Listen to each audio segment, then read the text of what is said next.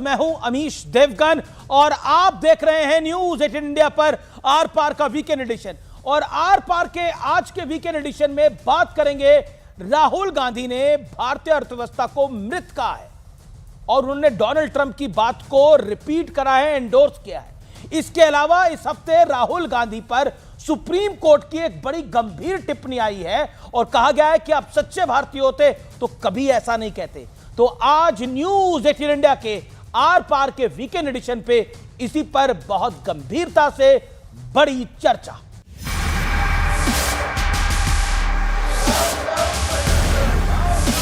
कौन सच्चा भारतीय है, कौन सच्चा भारतीय नहीं है, ये कोई जस्टिस तो नहीं तय करेंगे।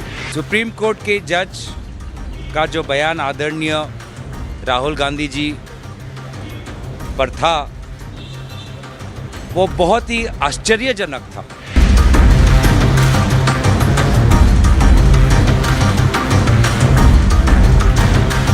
चुनाव आयोग ने बेईमानी की, आपके कैमरे में भी वो सब चीजें नोट हैं।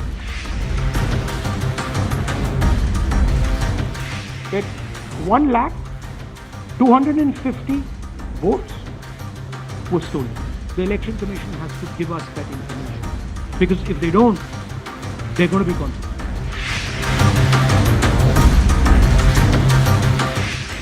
राहुल उर्फ अराजक तत्व अब राहुल उर्फ विध्वंसक हो गए हैं। अब वो विध्वंस करना चाहते हैं संवैधानिक संस्थाओं का, भारत के लोकतंत्र का।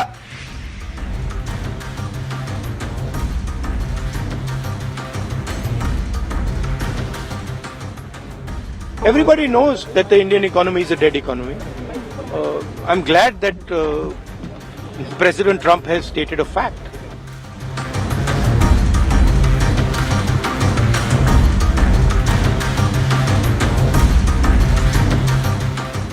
गौरव भाटिया भारतीय जनता पार्टी के प्रवक्ता, उनका अभिनंदन है। सुप्रीम कोर्ट के लर्निड एडवोकेट है, सीनियर एडवोकेट है। चरण सिंह सापरा मेरे साथ हैं। इस चर्चा में कांग्रेस पार्टी के वरिष्ठ नेता हैं, प्रवक्ता हैं, उनका अभिनंदन है। मलूक नागर senior leader, farmer member of parliament, महासचिव आरएलडी के, उनका अभिनंदन है। विवेक श्रीवास्तव है, सीनियर लीडर लेफ्ट के हैं, उनका अभिनंदन है। आदिल खान है, आम आदमी पार्टी के हैं, उनका अभिनंदन है। आपका स्वागत है।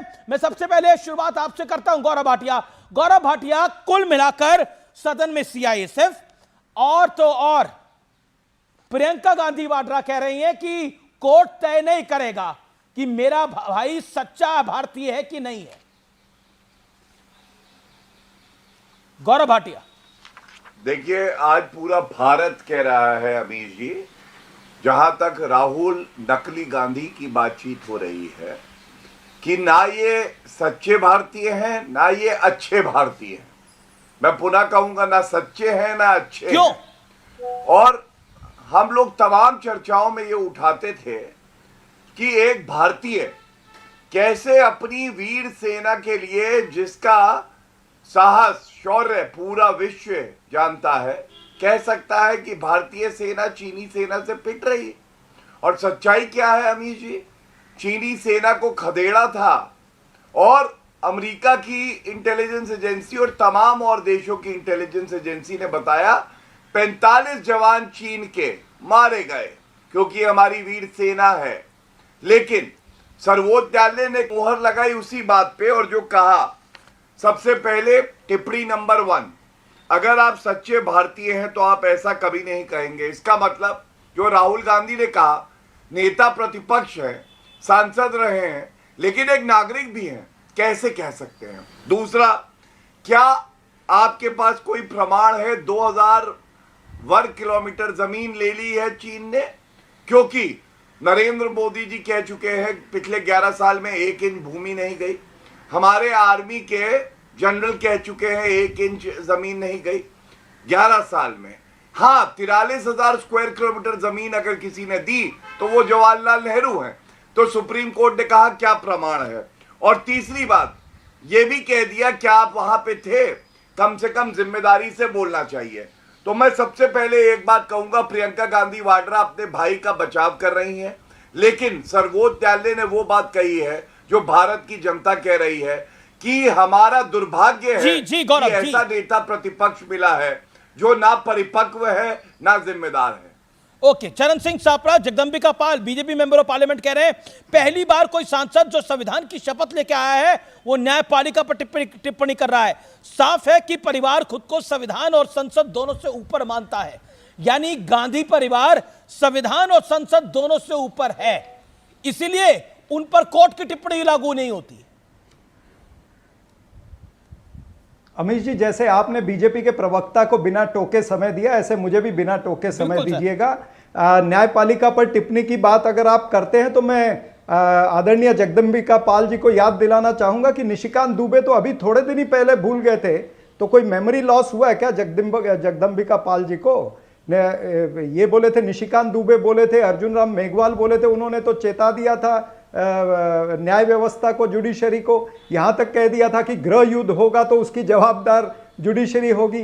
देखिए, ये भारतीय जनता पार्टी इस तरह के शगुफे खेलती रहती है, इस तरह की स्टेटमेंट देती रहती है। अब मुझे ये बताइए कि सच्चा भारतीय कौन है? ये कौन, ये नकली विश्वगुरु तय करेंगे या नकली विश्वगुरु की सेना तय करेगी कि भाई सच्चा भारतीय कौन है? अरे भाई, ये परिवार वो है जिसने आजादी से पहले इस देश के लिए शहादत दी, आंदोलन में रहे, और उसके आजादी के बाद भी देश के लिए शहादत दी। श्रीमती इंदिरा गांधी जी ने, राजीव गांधी जी ने शहादत दी है। अब ये उसके लिए तय करेंगे कि कौन सच्चा भारतीय है। और राहुल गांधी जी से ये डरते हैं। राहुल गांधी जी जब से आए हैं इनको कदम पीछे खींचने पड़े, चाहे वो भूमि अधिग्रहण का मामला हो, चाहे वो किसानों के काले कानून हो, चाहे या फिर लेटरल एंट्री का बिल हो, या फिर जातिगत जनगणना का मामला हो। हर मामले के अंदर इनको कदम पीछे खींचने पड़े, यू टर्न लेना पड़ा। कई बार भारतीय जनता पार्टी ने सेल्फ गोल भी किया राहुल गांधी जी से डरते डरते। अब ये कहने को कुछ भी कहते रहे, लेकिन डरते हैं। Okay, you made your point. Okay, Gaurav Bhatia respond to this, then Malook नागर।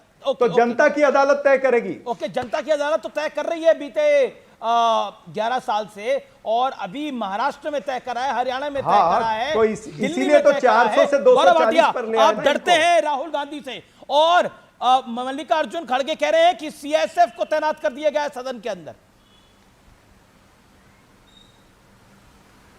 सबसे पहले मैं आपको एक आज अंदर की बात बताता हूं, हंसिएगा नहीं, लेकिन जितने कांग्रेसियों से बात होती है, आपको मालूम है जब राहुल गांधी मंच की तरफ जाते हैं और माइक पकड़ते हैं तो कांग्रेस के नेता डरते हैं कि आज ये क्या बोल जाएंगे, फिर फैला देंगे रायता, साफ करने में कोई नहीं करेगा सहायता, सफाई हम ही को करनी पड़ेगी।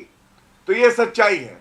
लेकिन आप देखिए, राहुल गांधी पे जो टिप्पणी सर्वोच्च न्यायालय ने करी उस पे कुछ नहीं बोले। चीनी सेना से भारतीय सेना पिट गई है, इसका खंडन भी नहीं किया बेचारे प्रवक्ता ने। वो कैसे करेंगे, मजबूरी है। लेकिन हाँ, परिवार की बात करते नकली गांधी, मैं भी बताता हूं इस परिवार ने क्या देना चाहूंगा। ये अनोखा परिवार है। वर्तमान में 3 लोग ऐसे हैं जो भ्रष्टाचार के आरोप पे बेल पे बाहर है। महाभ्रष्टाचारी, महाबेईमान परिवार। दूसरा, इमरजेंसी किसने लगाई? इंदिरा गांधी, इसी परिवार ने लगाई। सिख दंगे हुए, 3000 सिखों को मारा गया, महिलाओं को प्रताड़ित किया गया। किस परिवार की देन है? राजीव गांधी ने कहा बड़ा पेड़ गिरता है तो धरती हिलती है। इसलिए इस परिवारवाद से बाहर आओ, लोकतंत्र को समझो, संविधान पढ़े राहुल गांधी जो हाथ में लेके घूमते हैं। और एक बात कह के आदतन ये इसी तरह के बयान देते हैं। मैं उत्तर दूंगा। लेकिन चरण सिंह सापरा, राहुल गांधी इकोनॉमी को डेड मानते हैं भारत की। वो भारत के लोकतंत्र के सिपाही है ना, एलओपी हैं, नेता प्रतिपक्ष हैं, और वो भारत की अर्थव्यवस्था को डेड मानते हैं। मतलब भारत की अर्थव्यवस्था के अंदर तो कर्नाटक की अर्थव्यवस्था भी आती है, हिमाचल की अर्थव्यवस्था भी आती है, ये सब डेड है। यहां पर डेड अर्थव्यवस्थाएं हैं। क्या कहना चाह रहे हैं राहुल गांधी? उनके गठबंधन की सरकारें चल रही हैं झारखंड के अंदर, क्या वहां की अर्थव्यवस्था मृत है? क्या मरी हुई अर्थव्यवस्था है भारत की अर्थव्यवस्था? जवाब दीजिए इस बात का।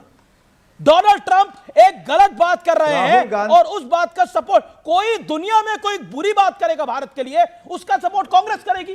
ये डेड अर्थव्यवस्था है। आप मुंबई आर्थिक राजधानी से आते हैं, डेड अर्थव्यवस्था है मुंबई की, महाराष्ट्र की। जवाब दीजिए। गाली है देश के लोगों को, ये गाली।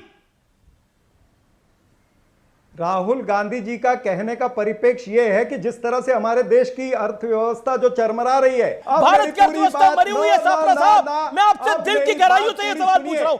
भारत की अर्थव्यवस्था मरी हुई है क्या? हम मरी हुई अर्थव्यवस्था में रह रहे हैं? सवाल आपने पूछा, सवाल पूछा, जिम्मेदारी से पूछा सर आपसे। सवाल पूछा था, सवाल पूछा, जवाब लो ना। बिल्कुल दो। आप क्यों घबरा रहे हैं? सुनिए ना, मैं घबरा नहीं रहा, मुझे बुरा लग रहा है भारत की अर्थव्यवस्था को मरी हुई अर्थव्यवस्था बोला गया है। मत ना, मुझे भी बुरा लगता है अमीश जी, मुझे भी बुरा लगता है जब आप बीच में टोकते हो।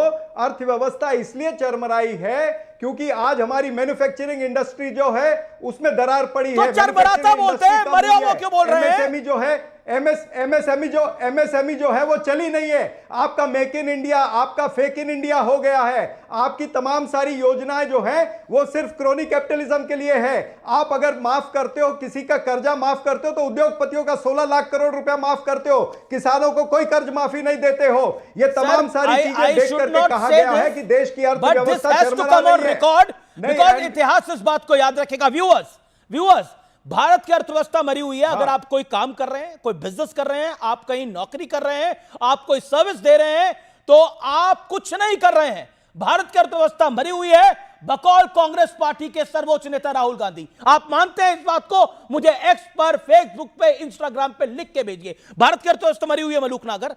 जहां तक अभी सापरा साहब कह रहे अर्थव्यवस्था चरमराई, राहुल गांधी तो कह रहे मरी हुई राहुल अर्थव्यवस्था गांधी जी कह रहे मरी हुई, तो सापरा साहब चरमराई में और मरी हुई में बहुत फर्क है। एक तो ये, दूसरा 2000 बीच में मत बोलो, 2004 से 2014 तक के तत्कालीन प्रधानमंत्री मनमोहन सिंह ने की थी, हम देश की अर्थव्यवस्था चौथे नंबर पे 2040 तक लेके जाएंगे, और वो 2025 में आ गई और तुम उसे डेड कहते हो अर्थव्यवस्था को। लोग देख रहे हैं, पहले वाले लोग नहीं है। आज का देश है, मोदी का देश है, एनडीए का देश है। आज का देश एक नौजवान 66.8% लोगों का देश है। कांग्रेस ही डेड हो जाएगी अगर इस तरह देश के खिलाफ बयान दोगे। दूसरी बात, एक तरफ संसद में खड़े होके इकोनॉमी को डेड कहते हो, पाकिस्तान जो बोलता है वो भाषा बोलते हो, तुर्की जो बोलता है युद्ध के समय वो भाषा बोलते हो, अमेरिका का राष्ट्रपति अगर देश के खिलाफ बोलता है तो खिलाफ बोलते हो। जो भी देश के खिलाफ बोले,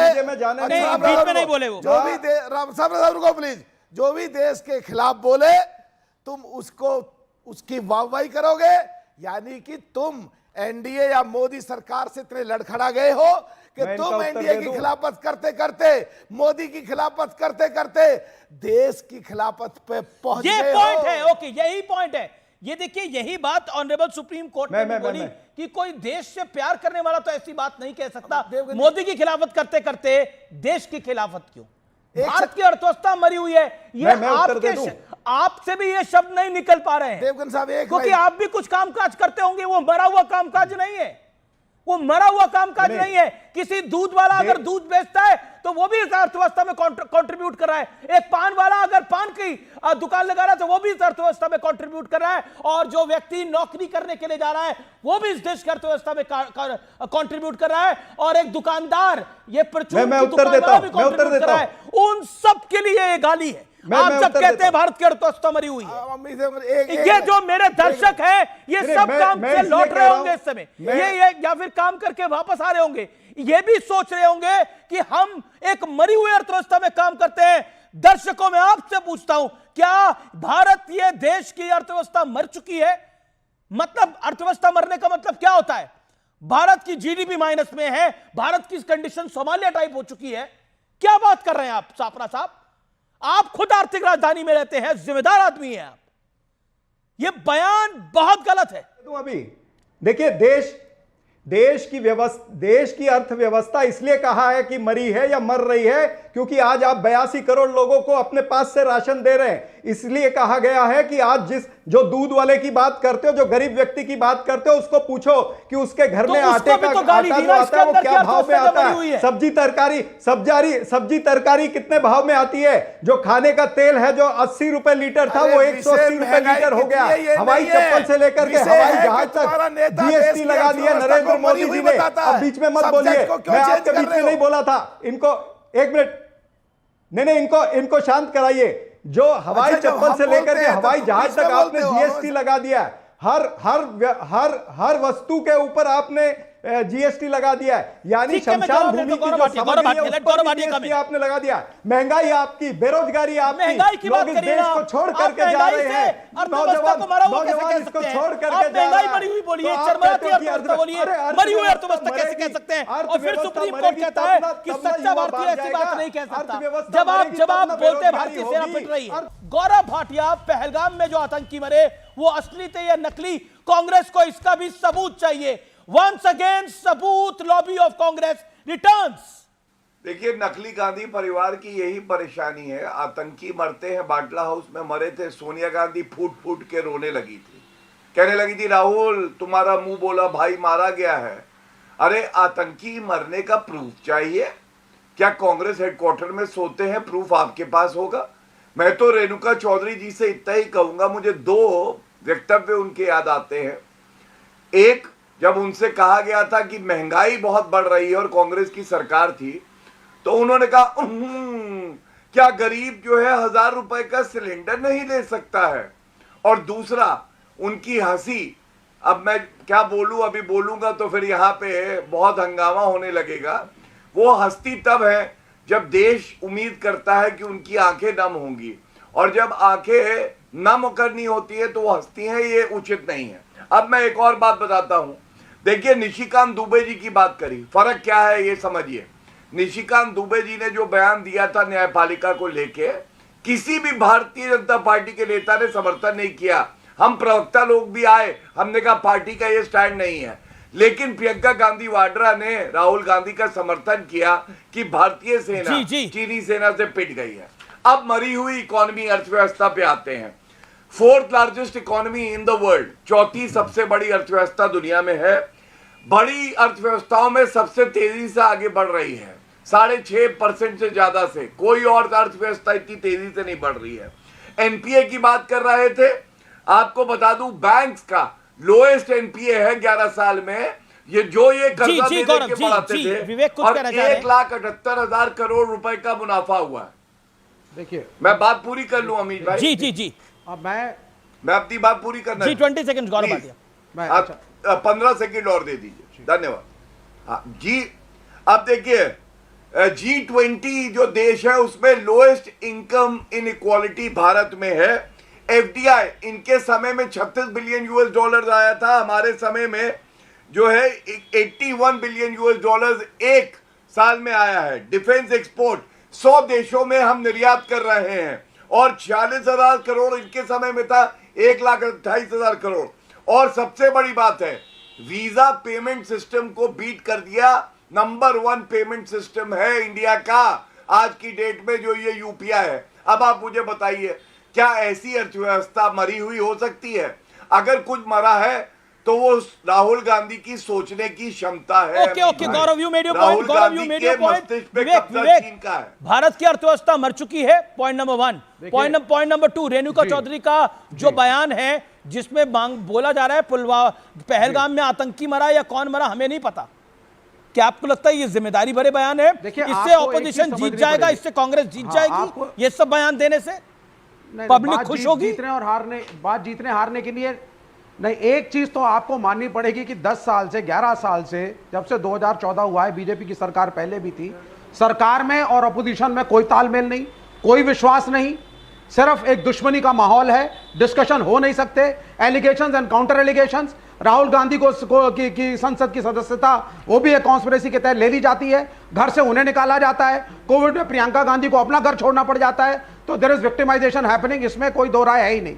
जब डेड इकोनॉमी की बात होती है तो आप मुझे सीधी सी सिंपल बताइए, डेड शब्द एक उन्होंने इस्तेमाल किया, यह एक सिंबॉलिक शब्द है, इसका डायसेक्शन मत करिए, सीधी सी बात कहने की है, इकोनॉमी बहुत ही बुरे हाल में है। Yes, it is nearing date, $700 billion के ऊपर का कर्ज है, और मैं जिम्मेदारी से कह रहा हूं, जब मैं सरकार के अर्थशास्त्रियों से बात करता हूं और मैं कहता हूं कि अगर ये पेमेंट देनी पड़ गई एंड वी आर प्रेशराइज्ड, तो उसका क्या है? तुम कहते हैं साहब बैलेंस ऑफ पेमेंट 1.5 साल के लिए, मतलब we are not in a concrete position, आर्थिक असमानता है। व्यूअर्स यहां बैठे हैं, मैं चाहूंगा, देश का सबसे पसंदीदा शो है, करोड़ों लोग इसको देख रहे हैं, सब लोग जाएं और सोचें, मंथन करें, स्कूल की फीसें बढ़ रही है या नहीं, कॉलेज की फीस बढ़ रही है या नहीं, सर महंगाई में अलग विषय है, ठेकेदारी अलग विषय है, और एक इकोनॉमिक डिस्पैरिटी है, एक इकोनॉमिक डिस्पैरिटी है। It is a country for the select few, इसका क्या मायने है? 100 विवेक बड़े is 100 बड़े dead. बिजनेस घराने देश को विवेक चला रहे is हैं। dead. इसका क्या मायने है? आपको मानना पड़ेगा। और ट्रंप अगर ने तुम बातों को ले 10 लो, उसकी सेकंड, 10 इकोनॉमी से सेकंड क्या और। मतलब है? मालूम हुआ 10 सेकंड और। 2040 में ट्रंप तुम चौथे सरकार ने नंबर अभी पर टैरिफ बढ़ाया। पहुंचने की ट्रंप बात सरकार करते ने थे। अभी टैरिफ मोदी बढ़ाया। सरकार ने बीजेपी के बड़े नेता ने वो कहा, 2025 में पहुंचा दी है। तुम पे बीजेपी नहीं के रहा बड़े है। नेता ने कहा, तुम्हारे ट्रंप दिमाग ने की एक्टिव सोचने की लेकर क्षमता मैं पूछ डेड हो गई है। तुम्हारे कि 10 सीनियर साल से नेता हम विपक्ष को 10 साल से ऐसा हम लेकर के लेकर बैठ चल जाएंगे रहे थे। कि तो वाकई आप तालमेल इस कहीं गोली नहीं का रहेगा। साइड विलन थे क्या? पिछले 17वीं लोकसभा में सीएओ अपना जो अपोजिशन लीडर है वो बन ही नहीं सकता था संवैधानिक तरीके से।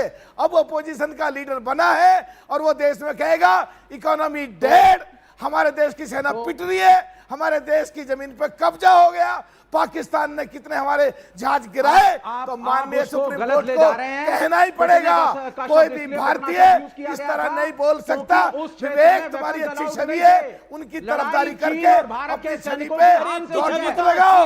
हमने इनसे उनके पूछ के मारे, देखो, उन्होंने हमारे आप मारे। कह रहे विवेक जी की छवि अच्छी है, इनके रिश्तेदारों से पूछ के देखो इनकी छवि कैसी है।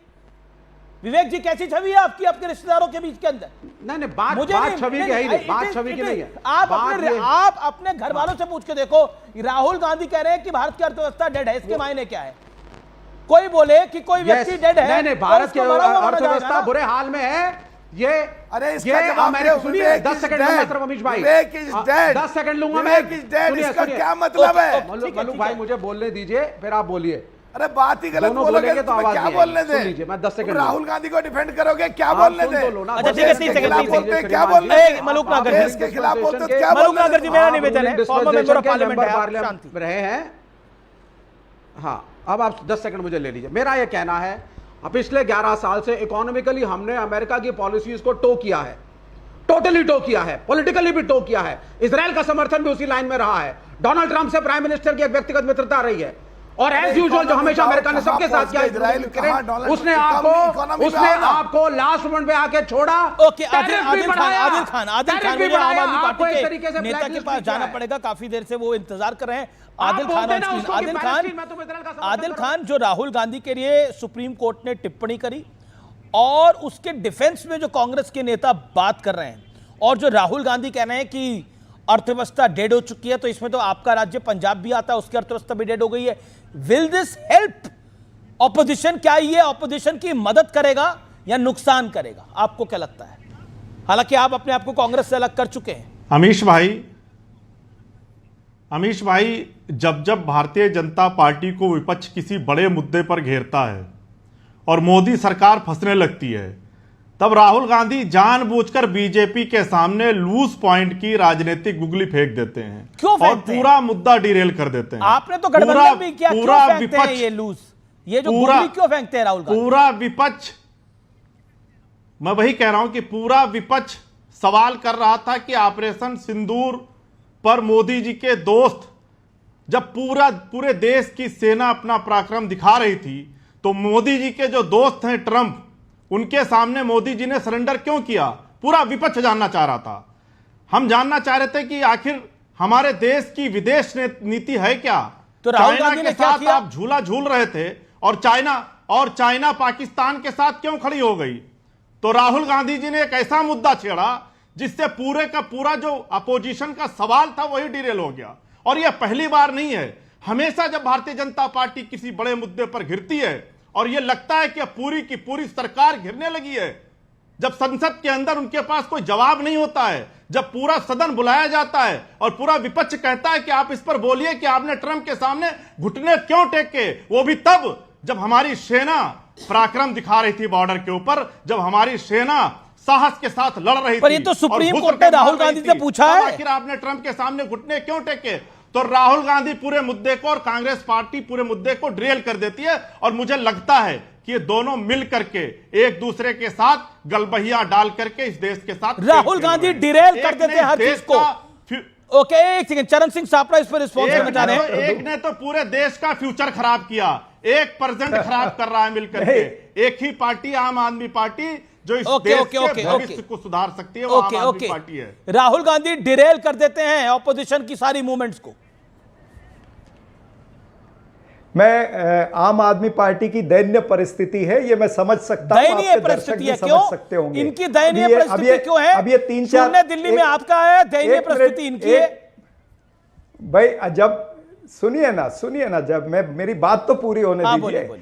जब ये 3-4 मिनट अभी बोले हैं, इन्होंने कुछ भारतीय जनता पार्टी के बारे में कोई उल्लेख नहीं किया, ये मात्र कांग्रेस पार्टी को ही अटैक करते रहे। तो ये दयनीय स्थिति है और समझ में आता है ये किसकी बी टीम बन चुकी है। मुझे अच्छा लगता अगर ये सवाल पूछते सरकार को सवाल पूछे जाते ना, ये क्या करते हैं, ये विपक्ष को सवाल पूछ रहे। एक मिनट मैं बीच में नहीं बोला था, अमित जी रोकना पड़ेगा, अमित जी रोकना पड़ेगा, ये नहीं चलेगा। अमित जी मैं बोलूंगा और सब बीच में बोलेंगे, ऐसे नहीं। क्यों नहीं जेल भेजा? ना आम आदमी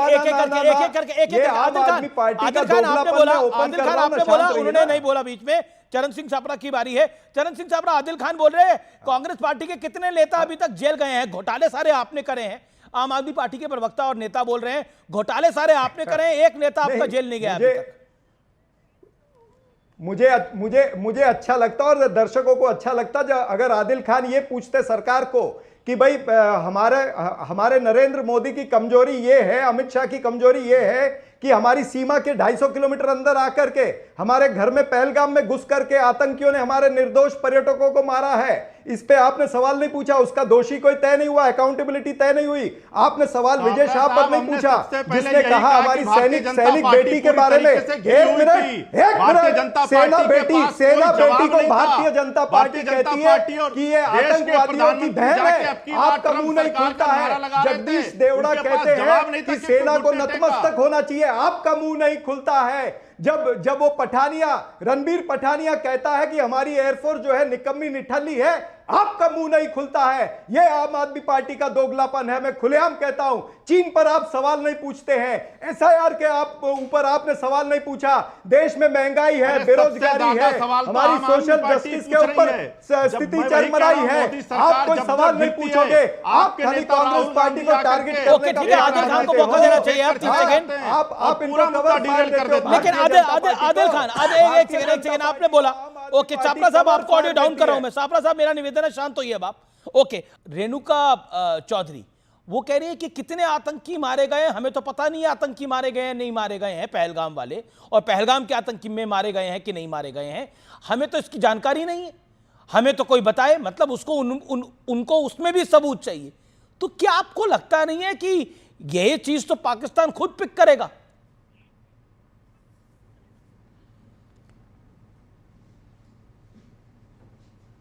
आदिल खान,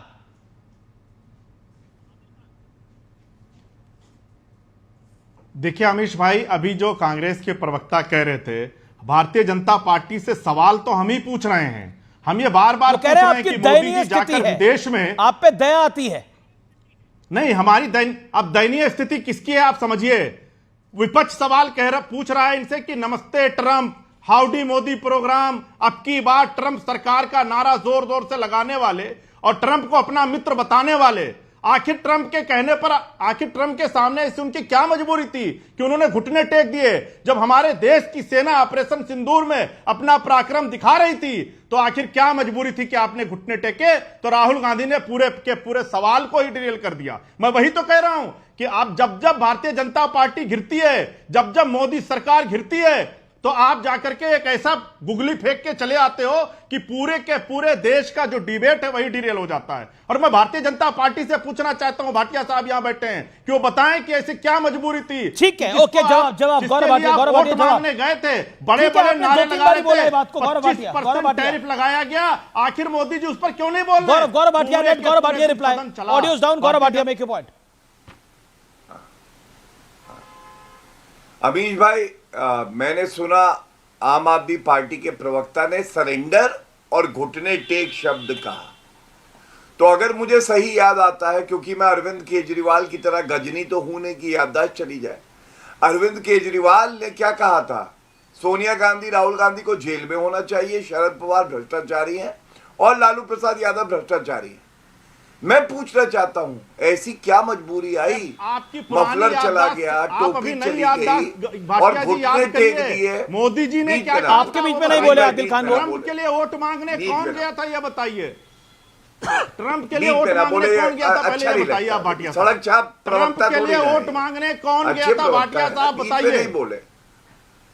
केजी वाले प्रवक्ता क्यों लाते हैं? आपसे कोई मुझे पीएचडी पूरे वाला देश नहीं को- है क्या? आप पापी भाटिया साहब मैं जानना चाहता हूं अमीश भाई, ये केजी वाले प्रवक्ता यहाँ क्यों बैठा है? देश को बताइए, मैं इनके बीच में बोला था क्या? ट्रंप मैं के चुप लिए हो वोट जाता हूं। मांगने- नहीं, कोई एक बात सेकंड, नहीं। आदिल खान, ये आदिल खान, वो जवाब दे रहे हैं आपकी मुझे बात का। ऐसा लगता है कि आम आदमी पार्टी से पेमेंट हर शब्द का लेते हैं, तो बोलने की आदत है इनकी बीच में।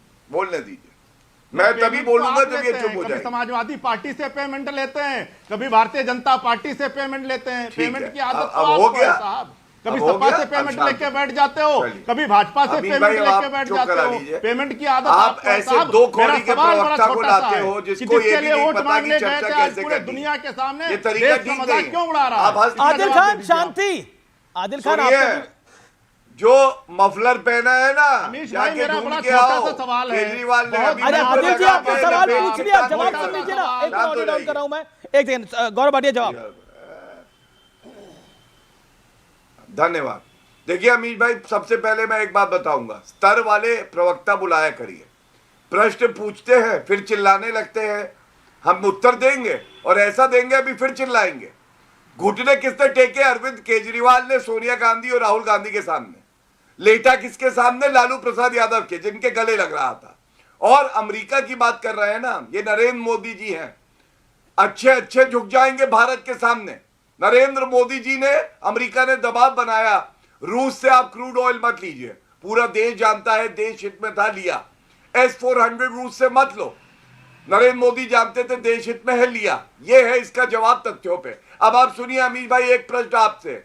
आप मुझे ये बताइए, अगर आपके स्टूडियो में कोई भी व्यक्ति, पत्रकार आए और हवाई चुंबन देने लगे सबके सामने, या आंख मारता रहे, क्या आप उसको स्टूडियो में घुसने देंगे? ये बताइए मुझे, मैं जानना चाहता हूं। नहीं, क्यों है? अगर कोई ऐसी बात क्यों करेगा कोई आकर? उसे पता डेकोरम है स्टूडियो का, कोई नहीं करेगा ना। धन्यवाद, धन्यवाद। अब मैं आपको बताता हूं, राहुल गांधी की चर्चा हो रही है। इतने अपरिपक्व, इतने गैर जिम्मेदार हैं। लोकतंत्र का मंदिर है संसद, हवाई चुंबन दे रहे हो आके, वहां आंख मारते हैं, वहां गले लग जब ये जाते हैं घटना हुई, प्रधानमंत्री जो जी के। चुंबन वाली घटना और हुई, मलूक नैतिकता नागर आप क्या? पार्लियामेंट में थे क्या? एक सेकंड, मलूक नागर तो पार्लियामेंट में थे। एक सेकंड, मलूक नागर हुआ क्या था उस दिन?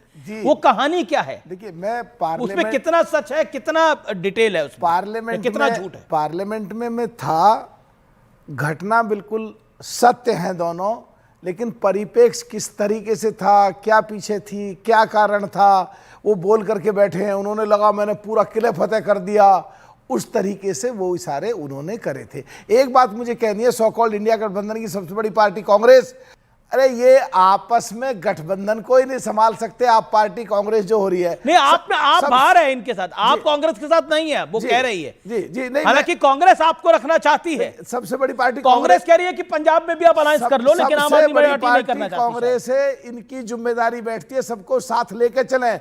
और जब ये पार्टियों को साथ लेके नहीं चल सकते, और जो अभी हमारे गौरव भाटिया जी ने कहा कि संसद में आंख मार रहे हैं, चुम्मा दे रहे हैं, मेरे साथ खत्म कर रहा हूं, ये जब सो कॉल्ड इंडिया गठबंधन को नहीं संभाल सकते, तो देश को क्या संभालेंगे? ओके ओके, चरण सिंह सापरा, एक सीरियसनेस पे सवाल आता है राहुल गांधी की। वो लीडर ऑफ ऑपोजिशन है, वो उन्हें परिपक्वता से कोई भी बयान को देना चाहिए। डेड इकोनॉमी कह देना, ये कह देना कि भारत की सेना पिट रही है। क्यों पिटेगी भारत की सेना? मतलब एज अ लीडर उनको भारत की सेना का, भारतीयों का मॉरल अप करना चाहिए या मॉरल डाउन करना चाहिए? लीडर का तो काम है अपलिफ्ट करना, या ये कहना कि सब कुछ गलत ही हो रहा है देश में।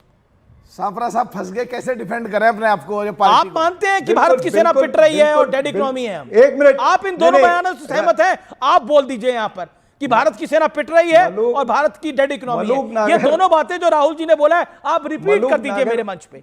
आप बताइए, दिल पे हाथ रख के। आप सरदार भी हैं और असरदार भी। नागर जी स्टूडियो में है, उसका एडवांटेज ले रहे हैं। मलूक नागर जी स्टूडियो में है, उसका एडवांटेज मत लीजिए, मुझे बोलने दीजिए। देखिए, डेड इकोनॉमी का परिप्रेक्ष्य, एक मिनट भाई, जाने दो ना। अरे भाई, नहीं, अभी शांत रहिए ना, आप स्टूडियो में, इसलिए आपकी आवाज ज्यादा निकल रही है। मैं समझता हूं ना बात को। देखिए, डेड इकोनॉमी का परिप्रेक्ष्य पूरी तरह से समझा दिया है कि देश की अर्थव्यवस्था जो है किस तरह से चरमरा रही है, इसलिए उसको डेड इकोनॉमी कहा गया है। मुझे अच्छा लगता कि अगर ये इकोनॉमी के साथ साथ ये भी चर्चा करते भारतीय चलिए हम डिबेट तो हर रोज करते हैं। एक मिनट डिबेट चरण सिंह साहब, मैं आप ही को अगले 50 सेकंड दे रहा हूं, मैं नहीं बोलूंगा बीच में। दिल पे हाथ रखिए मेरे लिए, एक काम करिए, मैं भी दिल पे हाथ रखता हूं, आप भी दिल पे हाथ रखिए, मेरे लिए रखिए। मेरा निवेदन है, दिल पे हाथ रखिए, एक बारी दिल पे हाथ रखिए। आचरण सिंह सापरा, दिल पे हाथ रख के बोलिए, भारत की दिल पे हाथ रख के बोलिए, भारत की सेना पिट रही है। ये बात आप रिपीट कर सकते हैं? भारतीय अर्थव्यवस्था डेड है, ये बात आप रिपीट कर सकते हैं दिल पे हाथ रख के?